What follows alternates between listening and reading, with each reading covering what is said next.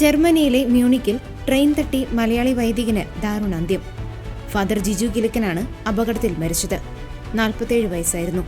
ഷേൻസാറ്റ് സഭയുടെ Providence province അംഗവും എറണാകുളം അങ്കമാലി അതിരൂപതയിലെ മഞ്ഞപ്ര കൊല്ലങ്കോട് ഇടവാംഗവുമാണ് അദ്ദേഹം.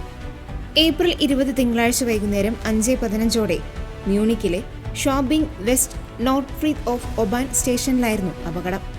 ട്രെയിൻ വരുന്നതിനായി പ്ലാറ്റ്ഫോമിൽ കാത്തു നിൽക്കുകയായിരുന്നു അദ്ദേഹം. ട്രെയിനിൽ കയറാൻ തയ്യാറെടുക്കുന്നതിനിടെ അപ്രതീക്ഷിതമായി പാളത്തിലേക്ക് വീഴുകയായിരുന്നു. സ്റ്റേഷനിലേക്ക് പ്രവേശിക്കുകയായിരുന്ന ട്രെയിൻ ഇടിച്ച് സംഭവസ്ഥലത്ത് വെച്ച് തന്നെ അദ്ദേഹം മരണപ്പെടുകയായിരുന്നു.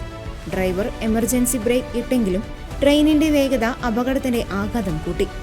മ്യൂണിക് ട്രാഫിക് പോലീസ് നടത്തിയ അന്വേഷണത്തിൽ അസ്വാഭാവികതകളോ മറ്റു ദുരൂഹതകളോ കണ്ടെത്താനായിട്ടില്ല. അബദ്ധത്തിൽ പാളത്തിലേക്ക് വീണതാണെന്നാണ് പ്രാഥമിക നിഗമനം. 2008 വൈദികനായി അഭിഷിക്തനായ ഫാദർ ജിജു കിലുക്കൻ കേരളത്തിലും കർണാടകത്തിലുമായി നിരവധി ഇടവകകളിൽ സേവനമനുഷ്ഠിച്ചിട്ടുണ്ട്. ജീലാലയ ബോയ്സ് ഹോമിൽ 4.5 വർഷത്തോളം നിർധനരായ കുട്ടികളുടെ ഉന്നമനത്തിനായി അദ്ദേഹം പ്രവർത്തിച്ചു. മലയാളം ബിരുദാനന്തര ബിരുദധാരിയായ അദ്ദേഹം മേരിമാത ഷെൽസ്റ്റാറ്റ് അക്കാദമിയിൽ അധ്യാപകനായും 2018 മുതൽ 2023 വരെ സെമിനാരി റെക്ടറായും പ്രവർത്തിച്ചിട്ടുണ്ട്.